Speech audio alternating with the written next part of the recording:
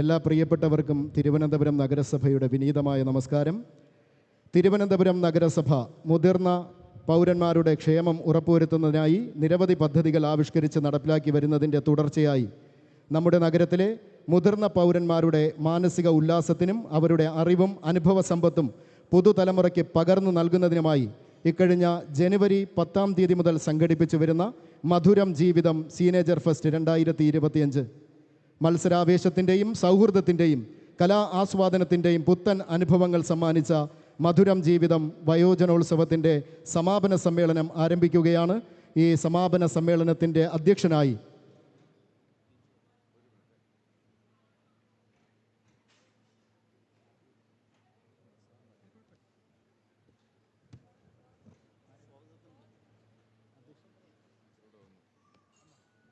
നാടിൻ്റെ അനുസ്യൂത പ്രയാണങ്ങൾക്ക് ഗതിവേഗം പകരുന്ന ആരാധ്യയായ മേയർ, സുസ്ഥിര വികസന രംഗത്തുള്ള അന്താരാഷ്ട്ര പുരസ്കാരം ഇന്ത്യയിൽ ആദ്യമായി ഒരു നഗരസഭയ്ക്ക്, അതും നമ്മുടെ തിരുവനന്തപുരം നഗരസഭയ്ക്ക് നേടിത്തരുന്നതിന് നേതൃത്വം വഹിച്ച മേയർ, പ്രതിസന്ധികളെല്ലാം തരണം ചെയ്ത് തിരുവനന്തപുരം നഗരവികസനം യാഥാർത്ഥ്യമാക്കിയും തുടർച്ചയായി സ്വരാജ് ട്രോഫി അടക്കം നിരവധി സംസ്ഥാന കേന്ദ്ര പുരസ്കാരങ്ങൾ കരസ്ഥമാക്കി സമാനതകളില്ലാത്ത വികസന നേട്ടങ്ങളുമായി നമ്മുടെ നഗരസഭയെ മുന്നോട്ട് നയിക്കുന്ന പ്രിയപ്പെട്ട മേയർ ശ്രീമതി ആര്യ രാജേന്ദ്രൻ അവർകളെ ഈ ചടങ്ങിന് സ്വാഗതം ആശംസിക്കുന്നതിനായി സ്നേഹപൂർവ്വം ക്ഷണിക്കുകയാണ്. ബഹുമാനിയായ അധ്യക്ഷ, ഉന്നത വിദ്യാഭ്യാസ സാമൂഹ്യനീതി വകുപ്പ് മന്ത്രി പ്രൊഫസർ ആർ ബിന്ദു ടീച്ചർ, ഇന്നത്തെ ഈ വയോജനോത്സവം മധുരം ജീവിതം ദ സീനേജർ ഫെസ്റ്റ് എന്ന പരിപാടി അതിൻ്റെ സമാപന ഘട്ടത്തിലേക്ക് കടക്കുമ്പോൾ ആ സമാപന പരിപാടി പുരസ്കാര വിതരണം നടത്തുകയും ചെയ്യുന്ന ബഹുമാന്യനായ കേരളത്തിൻ്റെ മുഖ്യമന്ത്രി ശ്രീ പിണറായി വിജയൻ, വേദിയിലുള്ള ബഹുമാന്യനായ ഭക്ഷ്യ പൊതുവിതരണ വകുപ്പ് മന്ത്രി ശ്രീ GR അനിൽ, ബഹുമാന്യനായ MP ശ്രീ AA റഹീം, നഗരസഭയുടെ ബഹുമാന്യനായ deputy mayor Shri PK Raju അടക്കം ബഹുമാന്യനായ MLA ശ്രീ VK പ്രസാദ് അടക്കം ഈ വേദിയിലും സദസ്സിലുമുള്ള പ്രിയപ്പെട്ട വിശിഷ്ട വ്യക്തികളെ, പ്രിയപ്പെട്ട സഹോദരങ്ങളെ, സുഹൃത്തുക്കളെ, വളരെ അഭിമാനപൂർവമാണ് തിരുവനന്തപുരം നഗരസഭ വയോജനങ്ങളുടെ മേഖലയിൽ നിരവധി പ്രവർത്തനങ്ങൾ ഏറ്റെടുക്കണം എന്ന് തീരുമാനിക്കുന്നത്. ഈ വർഷത്തെ വയോജനങ്ങളുടെ മേഖലയിൽ മികച്ച പ്രവർത്തനം നടത്തുകയും ഏറ്റവും മികച്ച വയോജന സൗഹൃദ നഗരം എന്ന സംസ്ഥാന സർക്കാരിൻ്റെ പുരസ്കാരമടക്കം ഏറ്റുവാങ്ങി വിവിധ മേഖലയിൽ പ്രവർത്തിക്കുന്നവരെയെല്ലാം ചേർത്ത് നിർത്തിക്കൊണ്ടുള്ള ഇടപെടൽ നടത്തുന്നതിനു വേണ്ടിയാണ് നഗരസഭ തീരുമാനിച്ചത്. വയോജനോത്സവവുമായി ബന്ധപ്പെട്ടുകൊണ്ട് അതിൻ്റെ ആലോചനാ യോഗങ്ങൾ ആരംഭിക്കുമ്പോൾ ഇതേതെങ്കിലും തരത്തിലൊരു ആഘോഷ പരിപാടിയായി മാത്രം ഒതുങ്ങിപ്പോകരുത്. അതിനു പുറമെ നമ്മുടെ നഗരത്തിൽ ഒറ്റയ്ക്ക് താമസിക്കുന്ന വയോജനങ്ങളെ അടക്കം നമുക്ക് കണ്ടെത്താൻ കഴിയണം. ചില കാരണങ്ങളാൽ ഒറ്റപ്പെട്ടു പോയി ഇവിടെ താമസിക്കുന്ന മക്കളൊക്കെ വിദേശത്തായിരിക്കാം. പല കാരണങ്ങളാൽ ഒറ്റപ്പെട്ടു പോയിട്ടുള്ള നമ്മുടെ മുതിർന്ന പൗരന്മാരെ കണ്ടെത്തുക എന്ന ശ്രമം കൂടിയാണ് നഗരസഭയുടെ ഭാഗമായി നടത്താൻ തീരുമാനിച്ചത്. കേരളത്തിലെ ഗവൺമെൻറ് നമുക്കറിയുന്നത് പോലെ ഒരു വയോജന നയം രൂപീകരിച്ച് ആ നയത്തിൻ്റെ അടിസ്ഥാനത്തിൽ പ്രവർത്തനങ്ങൾ ഏറ്റെടുക്കണമെന്ന് ബഹുമാന്യനായ മുഖ്യമന്ത്രിയുടെ നേതൃത്വത്തിൽ നമുക്കെല്ലാവർക്കും അതിന് നേതൃത്വം നൽകുന്ന കാഴ്ചയാണ് നമുക്ക് കാണാൻ കഴിഞ്ഞത്. ആ മാതൃക ഉൾക്കൊണ്ട് തന്നെ കേരളത്തിലെ ഏറ്റവും വലിയ തദ്ദേശ തിരുവനന്തപുരം നഗരസഭ ഒരു വയോജന കൗൺസിൽ രൂപീകരിക്കുകയും ആ കൗൺസിലിൻ്റെ ഭാഗമായി തുടർന്നുള്ള പ്രവർത്തനങ്ങൾ ഏറ്റെടുക്കണം എന്നാണ് തീരുമാനിച്ചത്. വയോജന നയം രൂപീകരിക്കുന്നതിനു വേണ്ടിയുള്ള വിദഗ്ധ സമിതിയടക്കം രൂപീകരിച്ച് ഈ പ്രവർത്തനങ്ങളെല്ലാം ചർച്ച ചെയ്യുന്നതിന് നഗരസഭയുടെ ചരിത്രത്തിലാദ്യമായി ഒരു സ്പെഷ്യൽ കൗൺസിൽ യോഗം അടക്കം സംഘടിപ്പിച്ച് നമ്മുടെ പ്രവർത്തനങ്ങൾ മുന്നോട്ട് കൊണ്ടുപോകുന്നതിന് ഈ ഭരണസമിതിയുടെ നേതൃത്വത്തിൽ ആ പ്രവർത്തനങ്ങൾ ഏറ്റെടുക്കാൻ സാധിച്ചു എന്ന അഭിമാനം കൂടി ഞാൻ ഈ സന്ദർഭത്തിൽ മുന്നോട്ട് വയ്ക്കാൻ ആഗ്രഹിക്കുകയാണ്. ഇവിടെ വിവിധ മേഖലകളിൽ ആദ്യം ഈ പുരസ്കാരം, ഈ നഗരരത്ന പുരസ്കാരം തീരുമാനിക്കുമ്പോൾ, നഗരസഭയുടെ കൗൺസിൽ തീരുമാനിക്കുമ്പോൾ ആദ്യഘട്ടം എന്നുള്ള നിലയിൽ പ്രഥമ നഗരരത്ന പുരസ്കാരം എന്നുള്ള നിലയിൽ 8 മേഖലകളിലായി പുരസ്കാരങ്ങൾ വിതരണം ചെയ്യണം എന്നാണ് ഇതിനോടനുബന്ധിച്ച് തീരുമാനിച്ചത്. അതിൽ ഒരു ജൂറി മൂന്ന് ജൂറിയെ തിരഞ്ഞെടുത്തു, ഒരു കമ്മിറ്റിയെ തിരഞ്ഞെടുത്തു. അതിൻ്റെ ഭാഗമായി പ്രൊഫസർ കാർത്തികേയൻ സാറും ഒലീന ടീച്ചറും ശ്രീ വിജയകുമാരൻ അടക്കമുള്ള 3 പ്രമുഖരായിട്ടുള്ള വ്യക്തിത്വങ്ങൾ ഈ പ്രവർത്തനങ്ങളെല്ലാം പരിശോധിക്കുന്ന ഒരു സാഹചര്യമുണ്ടായി. നഗരരത്ന പുരസ്കാരം 8 മേഖലകളിലായി നൽകണം എന്ന് നഗരസഭ ആദ്യം തീരുമാനിക്കുമ്പോൾ 50-ലധികം എൻട്രികളാണ് ജൂറിക്ക് മുന്നിലേക്ക് വരുന്നത്. അപ്പോൾ ജൂറിയുടെ തുടർന്നുള്ള നിർദ്ദേശം ഇനി കൂടുതൽ മേഖലകളിലേക്ക് ഈ പുരസ്കാരം അടുത്ത വർഷം നൽകണം എന്നുള്ള അടക്കമുള്ള നിർദ്ദേശങ്ങൾ ജൂറിയുടെ ഭാഗത്തു നിന്ന് നഗരസഭയ്ക്ക് ലഭിച്ചിട്ടുണ്ട്. ആദ്യഘട്ടം എന്നുള്ള നിലയിൽ നമുക്കറിയാം, പൊതുപ്രവർത്തന രംഗത്ത് നമുക്ക് സമാനതകളില്ലാത്ത നമ്മുടെ കേരളത്തെ സംബന്ധിച്ചിടത്തോളം വിപ്ലവകരമായ മുന്നേറ്റത്തിനെല്ലാം നമുക്ക് നേതൃത്വം നൽകിയ മുൻ മുഖ്യമന്ത്രി കൂടിയായിരുന്ന ശ്രീ VS അച്യുതാനന്ദനെ തിരഞ്ഞെടുക്കുന്നതിന് വേണ്ടിയാണ് ജൂറി അതിനുള്ള ഇതാണ് നടത്തിയിട്ടുള്ളത്. അപ്പോൾ അദ്ദേഹത്തിന് വരാൻ കഴിയാത്തതുകൊണ്ട് തന്നെ അദ്ദേഹത്തിൻ്റെ മകൻ ഈ പരിപാടിയുമായി ബന്ധപ്പെട്ട് ഇവിടെ എത്തിച്ചേരാം എന്നറിയിച്ചിട്ടുണ്ട്. മറ്റൊന്ന് നമുക്കറിയാം, സിനിമാ മേഖലയിലാണ്. സിനിമാ മേഖലയിൽ മധുസാറിൻ്റെ പേരാണ് ജൂറിയുടെ തെരഞ്ഞെടുപ്പിൻ്റെ ഭാഗമായി വന്നിട്ടുള്ളത്. അദ്ദേഹവും ഈ പരിപാടിയിൽ എത്തിച്ചേരില്ല. പക്ഷേ ഇതിനുശേഷം നഗരസഭയുടെ പ്രതിനിധികൾ അദ്ദേഹത്തെ നേരിട്ട് കണ്ട് ഈ പുരസ്കാരം സമർപ്പിക്കാമെന്ന് അദ്ദേഹത്തോട് സൂചിപ്പിച്ചിട്ടുണ്ട്. അദ്ദേഹവും ഈ പുരസ്കാരത്തിലുള്ള സന്തോഷം നമ്മളോട് പ്രകടിപ്പിച്ചിട്ടുണ്ട്. അതുപോലെ സാഹിത്യ മേഖലയിൽ നമുക്ക് ഏവർക്കും അറിയുന്നത് പോലെ തന്നെ പെരുമ്പടവ് ശ്രീധരൻ സാറാണ്. അദ്ദേഹം ഇവിടെ എത്തിച്ചേർന്നിട്ടുണ്ട്. അദ്ദേഹത്തെയും ഞാൻ ഈ സന്ദർഭത്തിൽ ഏറ്റവും അഭിമാനപൂർവ്വം നഗരസഭയ്ക്ക് വേണ്ടി സന്തോഷപൂർവ്വം ഞാൻ ഈ പുരസ്കാരത്തിൻ്റെ ഭാഗമായി അദ്ദേഹത്തിൻ്റെ പേരും സൂചിപ്പിക്കാൻ ആഗ്രഹിക്കുകയാണ്. മറ്റൊന്ന് നമുക്കറിയാം, പ്രൊഫസർ RGV മേനോനാണ്. അദ്ദേഹം പരിസ്ഥിതി മേഖലയിലുള്ള പ്രവർത്തനങ്ങൾ പരിസ്ഥിതി മേഖലയിലുള്ള പ്രവർത്തനങ്ങൾ നടത്തിയ അദ്ദേഹമാണ്. അദ്ദേഹത്തിന് പരിസ്ഥിതി മേഖലയിലുള്ള പുരസ്കാരം നൽകണം എന്നാണ് ഇവിടെ സൂചിപ്പിച്ചിട്ടുള്ളത്. അദ്ദേഹവും ഇവിടെ എത്തിച്ചേർന്നിട്ടുണ്ട്. മറ്റൊരു മേഖല എന്ന് പറയുന്നത് പത്രപ്രവർത്തന മേഖലയാണ്. നമ്മുടെ നഗരത്തിൻ്റെ എല്ലാ തരത്തിലുമുള്ള വികസന പ്രവർത്തനങ്ങളിൽ, തുടർന്നുള്ള പ്രവർത്തനങ്ങളിൽ നഗരത്തിൻ്റെ ചരിത്രമടക്കം രചിക്കുന്നതിൽ വലിയ പരിശ്രമം നടത്തുകയും നഗരസഭയോടൊപ്പമൊക്കെ പ്രവർത്തിക്കുകയും ചെയ്ത ശ്രീ മലയങ്കീഴ് ഗോപാലകൃഷ്ണൻ സാറാണ്. അദ്ദേഹവും ഇവിടെ എത്തിച്ചേർന്നിട്ടുണ്ട് എന്നത് ഏറ്റവും സന്തോഷം നൽകുന്ന ഒരു കാര്യമാണ്. സംഗീത മേഖലയിൽ ശ്രീ കുമാര കേരളവർമ്മ സാറാണ്. അദ്ദേഹവും ഇവിടെ എത്തിച്ചേർന്നിട്ടുണ്ട്. ഞാൻ ഒരു വിശേഷവും എല്ലാവരെയും പറ്റി പറയണമെന്ന് കരുതുന്നില്ല. എല്ലാവരും നമ്മളെ സംബന്ധിച്ചിടത്തോളം ഈ പ്രസ്തുത മേഖലകളിൽ നിരവധിയായിട്ടുള്ള സംഭാവനകൾ ചെയ്ത വ്യക്തിത്വങ്ങളാണ് എന്നത് ഏറ്റവും പ്രധാനമാണ്. കായിക മേഖലയിൽ ശ്രീമതി പത്മിനി തോമസ് ആണ്. ശ്രീമതി പത്മിനി തോമസും ഇവിടെ എത്തിച്ചേർന്നിട്ടുള്ളത് എന്നുള്ള സന്തോഷം ഞാനിവിടെ പങ്കുവയ്ക്കാൻ ആഗ്രഹിക്കുന്നു. ഞാൻ മറ്റു കാര്യങ്ങളിലേക്ക് കടക്കുന്നില്ല. ഇവിടെ സൂചിപ്പിച്ചതുപോലെ തന്നെ ഏറ്റവും പ്രാധാന്യത്തോടുകൂടി മുതിർന്ന പൗരന്മാരെ ചേർത്ത് നിർത്തുന്നതിനും അവരുടെ മേഖലയിൽ അവരുടെ പ്രശ്നങ്ങൾ ഇടപെട്ട് പരിഹരിക്കുന്നതിനും വേണ്ടിയുള്ള പ്രവർത്തനങ്ങൾ കേരളത്തിലെ ഈ തദ്ദേശ സ്വയംഭരണ സ്ഥാപനം തിരുവനന്തപുരം നഗരസഭയുടെ നേതൃത്വത്തിൽ സംഘടിപ്പിക്കാൻ വേണ്ടി തീരുമാനിച്ചപ്പോൾ ഇതിൻ്റെ ആദ്യത്തെ ആലോചനാ യോഗം മുതൽ നിരവധിയായിട്ടുള്ള മുതിർന്ന പൗരന്മാരും ചെറുപ്പക്കാരും അടങ്ങുന്ന വലിയ സംഘമാണ് ഈ നഗരസഭയ്ക്ക് പിന്തുണയർപ്പിച്ച് ഒരുമിച്ച് നിന്നിട്ടുള്ളത് എന്നത് ഏറ്റവും പ്രധാനമാണ്. 10-ാം തീയതി ആരംഭിച്ച ഈ പരിപാടികൾ കായിക മത്സരം, കലാമത്സരം, അതുപോലെ തന്നെ സെമിനാറുകൾ, മെഡിക്കൽ ക്യാമ്പുകൾ, വിവിധ പരിപാടികൾ സംഘടിപ്പിച്ച് എല്ലാവർക്കും വേണ്ടിയുള്ള പ്രവർത്തനം ഏറ്റെടുക്കാൻ വേണ്ടി സാധിച്ചു എന്നതും പ്രധാനമാണ്. കേരളത്തിൻ്റെ മുഖ്യമന്ത്രി നേതൃത്വം നൽകുന്ന വികസന ജനക്ഷേമ പ്രവർത്തനങ്ങളിൽ ഏറ്റവും പ്രാധാന്യത്തോടുകൂടി കാണുന്ന ഒരു പ്രവർത്തനമാണ് പാലിയേറ്റീവ് കെയർ രംഗം. ഈ ഇടയ്ക്ക് തന്നെ മുഖ്യമന്ത്രിയുടെ യോഗത്തിനകത്ത് തന്നെ പറഞ്ഞതുപോലെ എല്ലാവരിലേക്കും പാലിയേറ്റീവ് കെയർ രംഗം എല്ലാവരിലേക്കും എത്തിക്കാൻ നമുക്ക് സാധിക്കണമെന്ന് അദ്ദേഹം തന്നെ നേരിട്ട് പറയുന്നൊരു സാഹചര്യമുണ്ട്. അത്തരം കാര്യങ്ങളെല്ലാം ചേർത്ത് നിർത്തിക്കൊണ്ടൊരു പ്രവർത്തനം നമുക്ക് ഈ പരിപാടിയുടെ ഭാഗമായി ഏറ്റെടുക്കാൻ വേണ്ടി സാധിച്ചു എന്നതുകൂടി ഞാനിവിടെ സൂചിപ്പിക്കാൻ ആഗ്രഹിക്കുന്നു. ഞാൻ എൻ്റെ കടമയിലേക്ക് കടക്കുകയാണ്.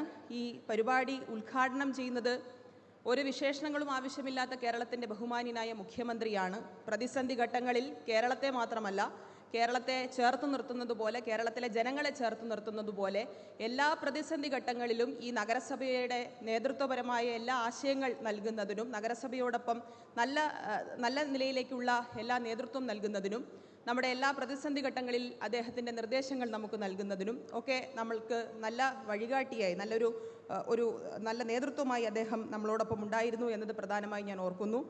തീർച്ചയായും കേരളത്തിൻ്റെ ബഹുമാന്യനായ മുഖ്യമന്ത്രിയെ ഈ യോഗത്തിലേക്ക് വളരെ സന്തോഷപൂർവ്വം, അഭിമാനപൂർവ്വം ഞാനിവിടെ സ്വാഗതം ചെയ്യാൻ ആഗ്രഹിക്കുകയാണ്.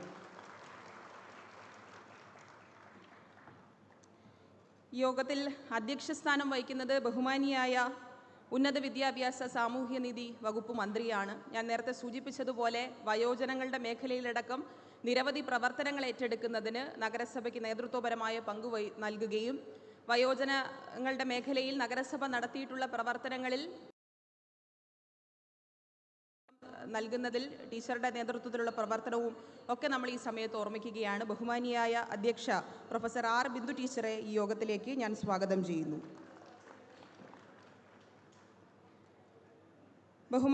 ബഹുമാന്യനായ നമ്മുടെ ഭക്ഷ്യ പൊതുവിതരണ വകുപ്പ് മന്ത്രി ശ്രീ GR അനിൽ മിനിസ്റ്റർ ഇവിടെ പങ്കെടുക്കുന്നുണ്ട്. നഗരസഭയുടെ എല്ലാ പ്രവർത്തനങ്ങൾക്കും നല്ല നേതൃത്വം നൽകുന്ന ബഹുമാന്യനായ മന്ത്രിയെ ഈ യോഗത്തിലേക്ക് ഞാൻ സ്വാഗതം ചെയ്യാൻ ആഗ്രഹിക്കുകയാണ്. നമ്മുടെ ബഹുമാന്യനായ രാജ്യസഭാ MP ശ്രീ A റഹീം പങ്കെടുക്കുന്നുണ്ട്. അദ്ദേഹവും എല്ലാ പ്രതിസന്ധി ഘട്ടങ്ങളിലും ഈ നഗരസഭയോടൊപ്പം ചേർന്ന് നിന്നുകൊണ്ട് നമുക്ക് നേതൃത്വം അദ്ദേഹത്തെയും ഈ യോഗത്തിലേക്ക് ഞാൻ സ്വാഗതം ചെയ്യുന്നു.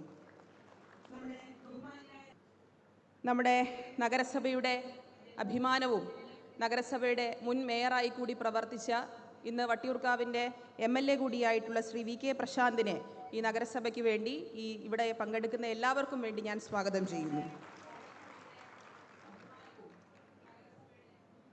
ഈ വേദിയിലുള്ള നഗരസഭയുടെ ബഹുമാന്യനായ ഡെപ്യൂട്ടി മേയർ ശ്രീ PK രാജുവിനെ നിങ്ങൾക്ക് എല്ലാവർക്കും വേണ്ടി ഞാനിവിടെ സ്വാഗതം ചെയ്യുന്നു.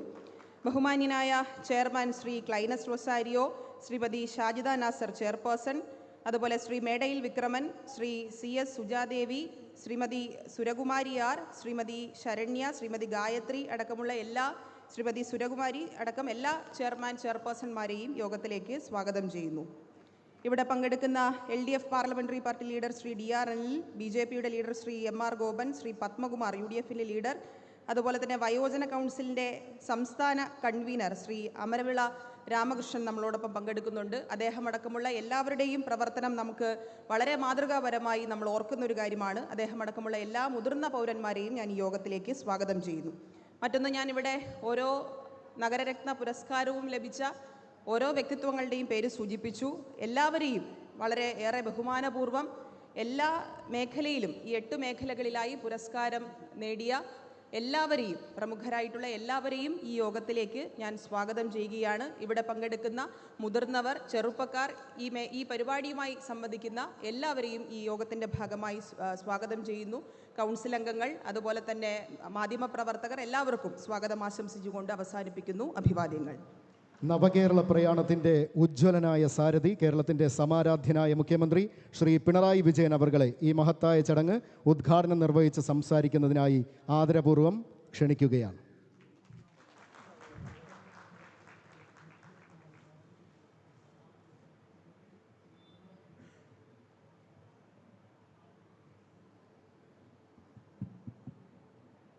സഹോദരീ സഹോദരന്മാരെ, വളരെ സന്തോഷം പകരുന്ന ഒരു ചടങ്ങാണിത്. തിരുവനന്തപുരം നഗരസഭയുടെ ആഭിമുഖ്യത്തിൽ മുതിർന്ന പൗരന്മാരുടെ ശാരീരികവും മാനസികവുമായ ഉല്ലാസം ഉറപ്പുവരുത്തുക,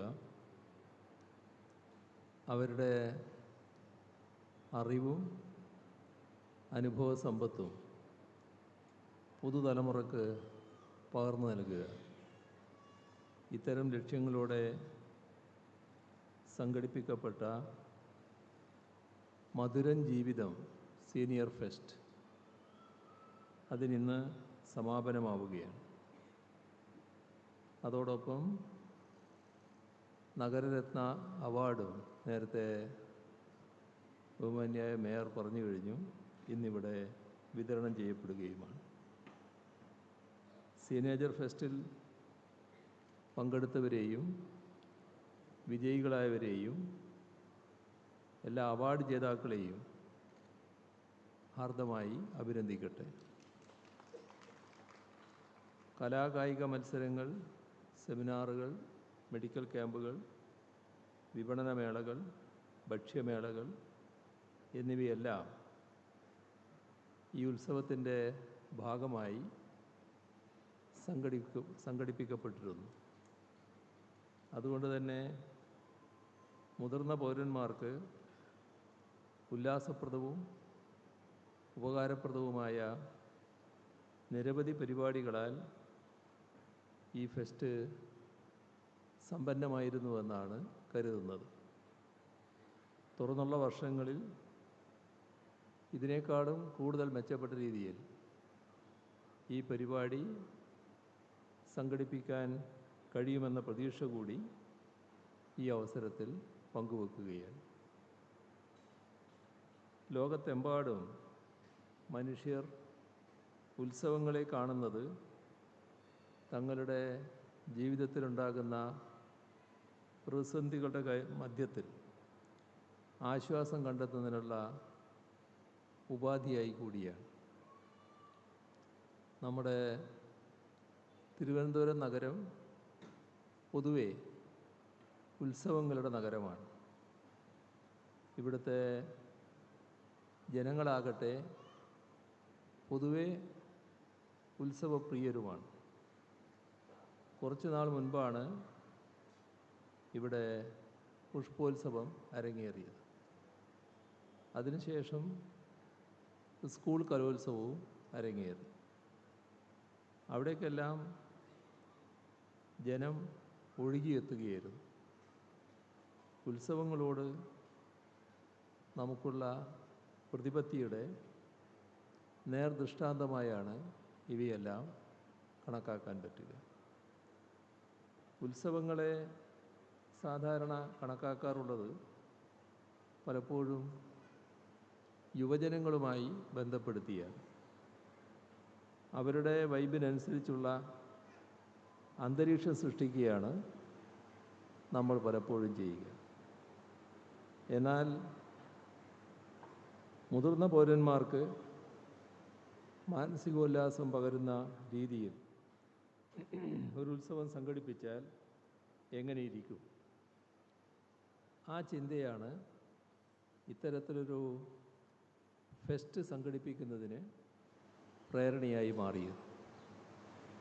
ഉത്സവങ്ങൾ മാത്രമല്ല, തിരുവനന്തപുരം നഗരസഭയുടെ ആഭിമുഖ്യത്തിൽ മുതിർന്ന പൗരന്മാർക്കായി നടത്തുന്നത് സാമ്പത്തികവും സാമൂഹികവും വൈകാരികവുമായ തലങ്ങളിൽ മുതിർന്ന പൗരരെ ശാക്തീകരിക്കുന്നതിനുള്ള നിരവധി പദ്ധതികൾ ഇവിടെ നടപ്പാക്കുന്നുണ്ട്.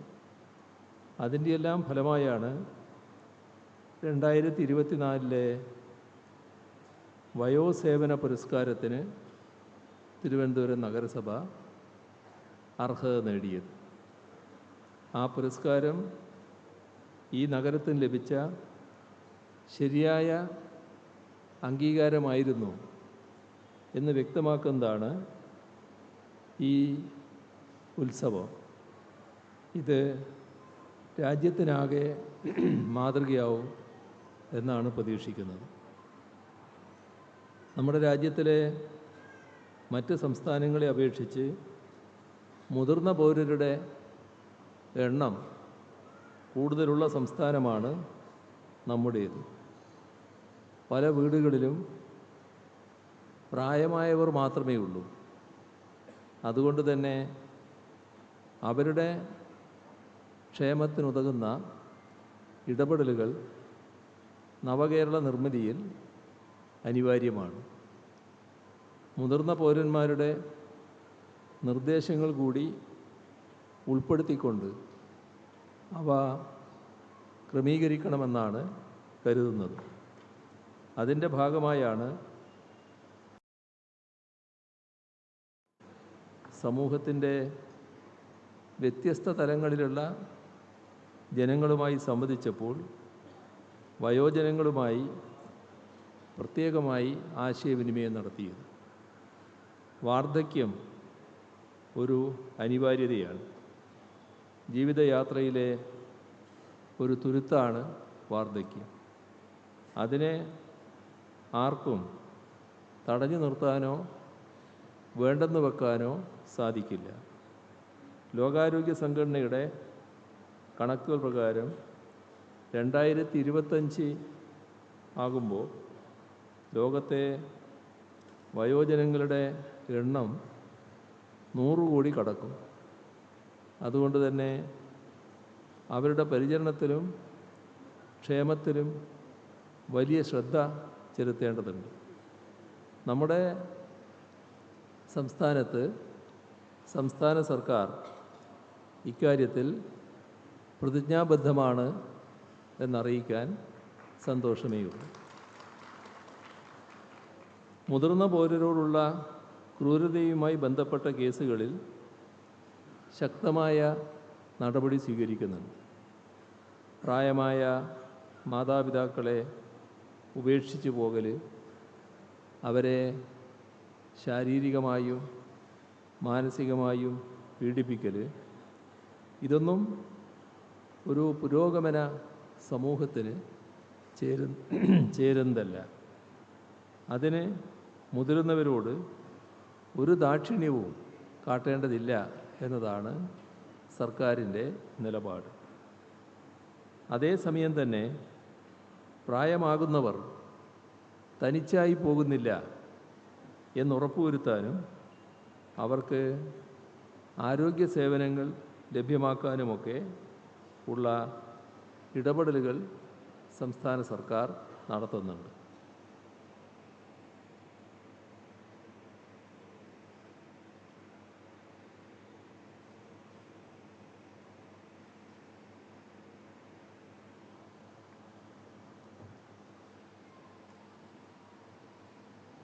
ചില നടപടികൾ ഇപ്പം തന്നെ സർക്കാർ സ്വീകരിക്കുന്നുണ്ട്.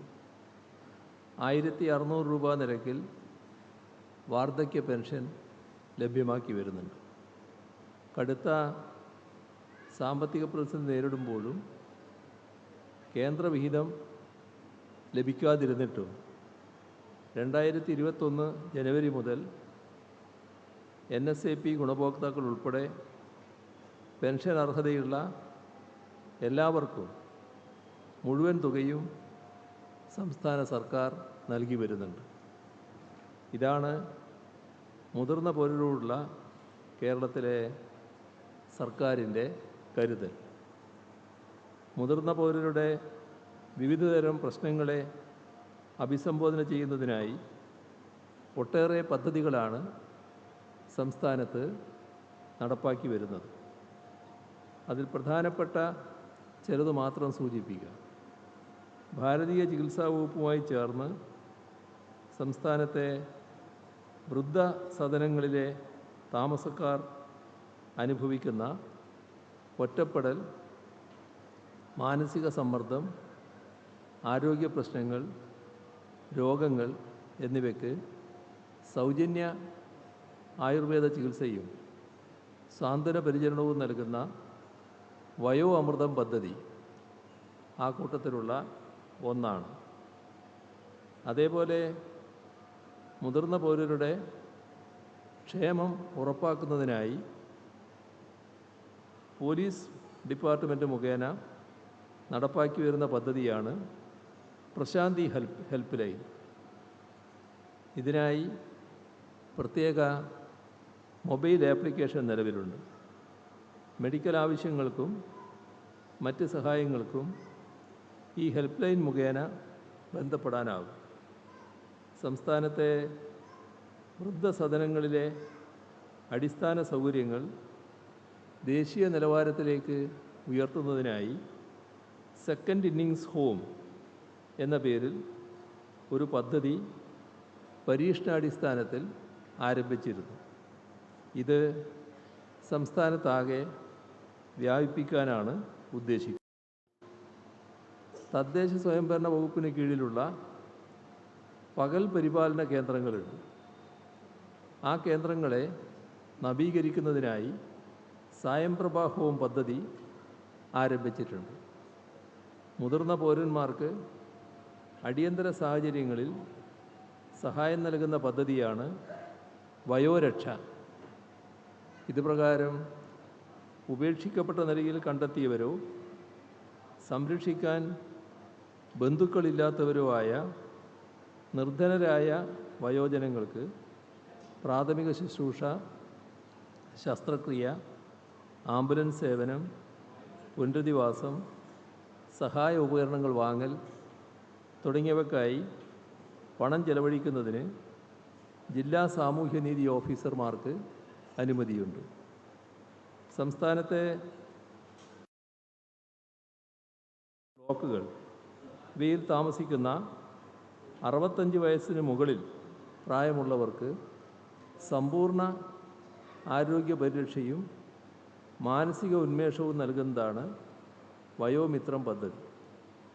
നിലവിൽ 95 യൂണിറ്റുകളാണ് കാര്യക്ഷമമായി പ്രവർത്തിച്ചു വരുന്നത്. 60 വയസ്സ് കഴിഞ്ഞതും ആരും സംരക്ഷിക്കാനില്ലാത്തതും നിരാശ്രയരുമായ മുതിർന്ന പൗരന്മാരുടെ ക്ഷേമം, സംരക്ഷണം, പുനരധിവാസം ഇവയെല്ലാം ലക്ഷ്യമാക്കി കേരളത്തിൽ 14 ജില്ലകളിലായി 16 സർക്കാർ വൃദ്ധസദനങ്ങൾ പ്രവർത്തിക്കുന്നുണ്ട്. 1182 അന്തേവാസികളെ സംരക്ഷിക്കുന്നതിനുള്ള സൗകര്യങ്ങളാണ് ഇവിടെയുള്ളത്. സംസ്ഥാനത്ത് ഓർഫനേജ് കൺട്രോൾ ബോർഡിന് കീഴിൽ അംഗീകാരം നേടി പ്രവർത്തിക്കുന്ന ഓൾഡ് ഏജ് ഹോമുകൾ വഴി 35,779 വയോജനങ്ങളെ സംരക്ഷിച്ചു വരുന്നുണ്ട്. ഇവരിൽ 199 സന്നദ്ധ സംഘടനകൾ മുഖേന സംരക്ഷണം നൽകി വരുന്ന 8,147 മുതിർന്ന പൗരന്മാർക്ക് പ്രതിമാസം 1,100 രൂപ ഗ്രാൻറ്റും സർക്കാർ അനുവദിച്ചിട്ടുണ്ട്. നിരാലംബരായ വൃദ്ധരെ സംരക്ഷിക്കുന്നതിന് NGOകൾക്ക് സഹായം നൽകുന്ന വയോസാന്ത്വനം പദ്ധതി നടപ്പിലാക്കി വരികയാണ്. ഇവയ്ക്കൊക്കെ പുറമെയുള്ളതാണ് മറവി രോഗം ബാധിച്ചവരെ സംരക്ഷിക്കുന്നതിനുള്ള ഓർമ്മത്തോണി പദ്ധതി. മുതിർന്ന പൗരന്മാർക്കുള്ള സേവനങ്ങൾ പരമാവധി IT അധിഷ്ഠിതമാക്കുന്നതിന് തീരുമാനിച്ചിട്ടുണ്ട്. ആധുനിക സാങ്കേതികവിദ്യയുടെ ഗുണഫലങ്ങൾ പരമാവധി പ്രയോജനപ്പെടുത്തി മികച്ച സേവനം മുതിർന്ന പൗരർക്ക് എത്തിക്കുക എന്നതാണ് പ്രധാനം. ഇതിനായി മുതിർന്ന പൗരരുടെ മേഖലയിൽ സമഗ്രമായ ഒരു ഡിജിറ്റൽ സർവേ സോഫ്റ്റ്വെയർ തയ്യാറാക്കും. സായംപ്രഭ ഭവനങ്ങളുടെ പ്രവർത്തനങ്ങൾ MWPSC ആക്ടുമായി ബന്ധപ്പെട്ട് മുതിർന്ന പൗരരിൽ നിന്ന് ലഭിക്കുന്ന പരാതികൾ, ആക്ടുമായി ബന്ധപ്പെട്ട കേസുകൾ ഇവയെല്ലാം ഓൺലൈനായി നിരീക്ഷിക്കുന്നതിന് ഇത് സഹായകമാകും. വാതിൽപ്പടി സേവനങ്ങൾ പ്രധാനമായും മുതിർന്ന പൗരരെ ഉദ്ദേശിച്ചുകൊണ്ടാണ് ഏർപ്പെടുത്തിയിരിക്കുന്നത്.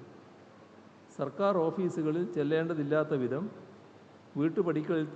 വീട്ടുപടിക്കൽ തന്നെ സർക്കാർ സേവനങ്ങൾ ലഭ്യമാക്കുകയാണ്.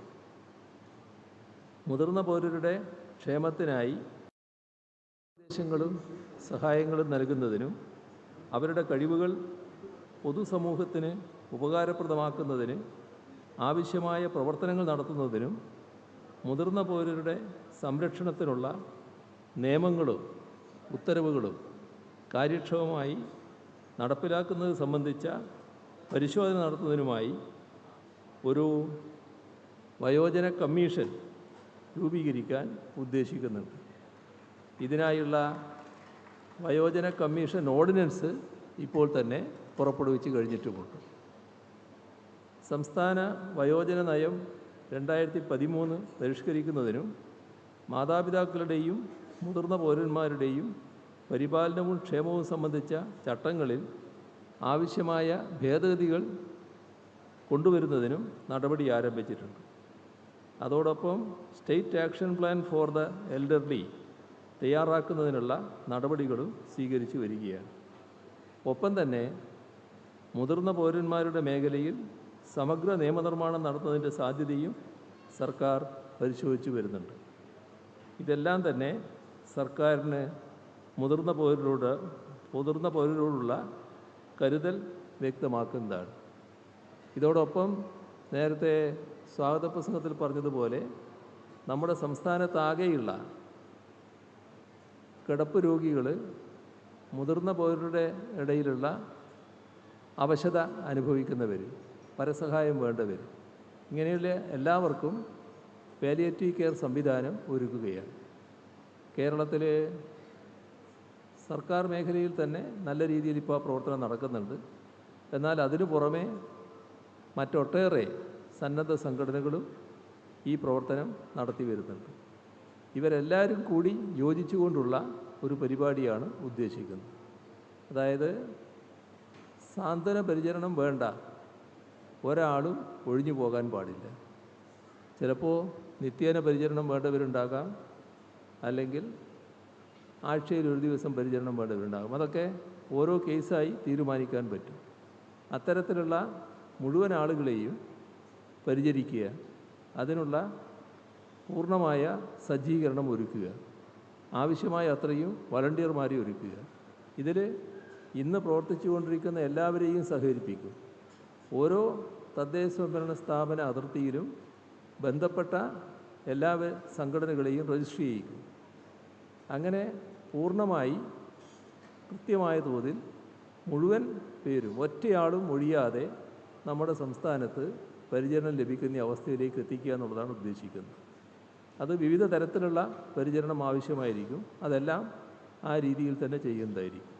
അതോടൊപ്പം തന്നെ ഇതുമായി ബന്ധപ്പെട്ടൊരു ഗ്രിഡ് ഉണ്ടാക്കുന്നതിനും ഉദ്ദേശിക്കുന്നുണ്ട്. എല്ലാവരെയും ബന്ധപ്പെടുന്നതിനും അവർക്ക് ആവശ്യമായ സേവനം പെട്ടെന്ന് തന്നെ ചിലപ്പോൾ ടെലിമെഡിസിൻ രീതിയിൽ കൊടുക്കുന്നതിനുമെല്ലാം ഇത് സഹായകരമാകും. അങ്ങനെ മുതിർന്ന പൗരരടക്കമുള്ള എല്ലാവരെയും ഇക്കാര്യത്തിൽ പ്രത്യേകമായി പരിചരിക്കുക എന്ന നടപടിയാണ് സ്വീകരിച്ചു പോകുന്നത്. മറ്റ് കൂടുതൽ കാര്യങ്ങളിലേക്ക് ഈ ഘട്ടത്തിൽ ഞാൻ കടക്കുന്നില്ല. നഗരരത്ന അവാർഡ് ജേതാക്കളെ ഒരിക്കൽ കൂടി അഭിനന്ദിച്ചുകൊണ്ട് ഈ സമാപന സമ്മേളനം ഉദ്ഘാടനം ചെയ്തതായി അറിയിച്ചുകൊണ്ട് അവസാനിപ്പിക്കുന്നു. നിങ്ങൾക്കെൻ്റെ സ്നേഹാഭിവാദനം. ഇനി നഗരരത്ന പുരസ്കാര സമർപ്പണ ചടങ്ങാണ്. പുരസ്കാരം നൽകുന്നതിനായി കേരളത്തിൻ്റെ ആദരണീയനായ മുഖ്യമന്ത്രി ശ്രീ പിണറായി വിജയൻ അവരോട് അഭ്യർത്ഥിക്കുന്നു. തിരുവനന്തപുരം നഗരസഭയുടെ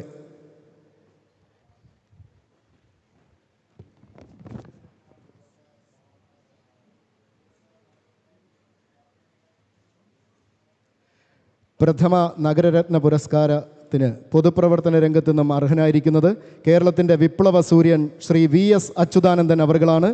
8 പതിറ്റാണ്ടിലേറെ നീണ്ട നിലയ്ക്കാത്ത രാഷ്ട്രീയ പോരാട്ടത്തിനുടമ, മുഖ്യമന്ത്രിയായും പ്രതിപക്ഷ നേതാവായും ജനഹൃദയങ്ങളിൽ ഇടം പിടിച്ച ശ്രീ VS അച്യുതാനന്ദന് വേണ്ടി നഗരരത്ന പുരസ്കാരവും പ്രശസ്തി പത്രവും ഫലകവും ക്യാഷ് അവാർഡും ബഹുമാനപ്പെട്ട മുഖ്യമന്ത്രിയിൽ നിന്നും ഏറ്റുവാങ്ങുന്നതിന് VSന്റെ പ്രിയപുത്രൻ ഡോക്ടർ VS അരുൺകുമാറിനെ വേദിയിലേക്ക് അഭിമാനപൂർവ്വം സ്വാഗതം ചെയ്യുകയാണ്.